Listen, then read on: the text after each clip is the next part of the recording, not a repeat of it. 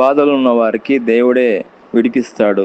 బైబిల్లో నుంచి మనం చూసుకున్నట్లయితే ఏలియా గురించి 1 రాజులు 1:9 ఏలియా భయంతో, నిరాశతో ప్రాణం విడిచిపెట్టాలని కోరుకున్నప్పుడు దేవుడు అతన్ని విడిచిపెట్టలేదని అతనికి ఆహారం ఇచ్చి అతని దూతను పంపి నిశ్శబ్దమైన స్వరంతో ఆదరించి బలమునిచ్చి తిరిగి తన పరిచర్యకు పంపాడు.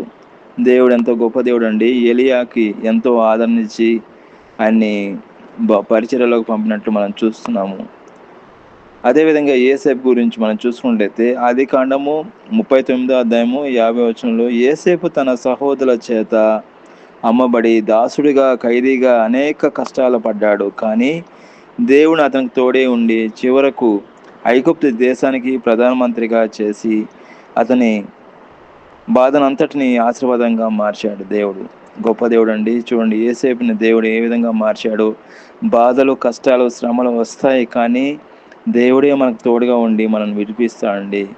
యేసేపును విడిపించినట్టు మనం కూడా విడిపిస్తాడు. హన్నాను గురించి మనం చూసుకున్నట్లయితే 1 సమూయేలు రాస్తున్న పత్రిక 1వ అధ్యాయంలో మనం చూసుకున్నట్లయితే హన్నా సంతానం లేక గొప్ప దుఃఖంతో ఉన్నప్పుడు దేవుడు ఆమె ప్రార్థన విని ఆమెను ఆదరించి సమూయేలు అనే కుమారుని ప్రసాదించిన మనం చూస్తున్నాము.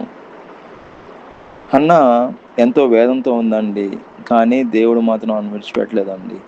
ఆమెకు ఒక కుమారుని అనుగ్రహించినట్లు మనం చూస్తున్నాము. అదేవిధంగా దానియేలు గురించి మనం చూసిన దానియేలు స్నేహితులు దానియేలు 3వ అధ్యాయంలో ఉందండి. షద్రక్, మెషక్, అబేద్నెగో వారు అగ్నిగుండంలో వేయబడినప్పుడు దేవుడు వారికి తోడుగా ఉండి నిలిచి వారిని కాపాడినట్లు మనం చూస్తున్నాం. అగ్నిగుండం అనేది చాలా డేంజర్ అండి. ఎన్ని కష్టాలు వచ్చినా, శ్రమలు వచ్చినా, ఇబ్బందులు వచ్చినా దేవుడు మనకు తోడు ఉంటే దేవుడు మనకు ఆయన విడిపిస్తాడండి. అదేవిధంగా యోబు గ్రంథంలో మనం చూసుకుంటే యోబు తన ఆస్తిని, పిల్లలను, ఆరోగ్యాన్ని కోల్పోయి తీవ్ర బాధలు ఉన్నప్పుడు యోబు గ్రంథము 1వ అధ్యాయంలో ఉన్నట్టు ఉంటుందండి. దేవుడు అతనితో మాట్లాడి అతనికి ఆదరణ ఇచ్చి చివరకు రెట్టింపు ఆశీర్వాదాలతో ఇచ్చినట్లు మనం చూస్తున్నాము. 42వ అధ్యాయంలో ఉంటుందండి. కాబట్టి పౌలు మరియు శీలలు కూడా ఎంతో అపోస్తుల కార్యంలో ఉంటుంది. 16వ అధ్యాయంలో పౌలు శీలలు ఖైదీలుగా జైల్లో బంధింపబడినప్పుడు అర్ధరాత్రి దేవునికి స్తుతించినప్పుడు దేవుడు భూకంపం ద్వారా ఆదరణ విడుదల ఇచ్చినట్లు మనం చూస్తున్నాము. కాబట్టి బాధల్లో, కష్టాలు, శ్రమలు వస్తాయి.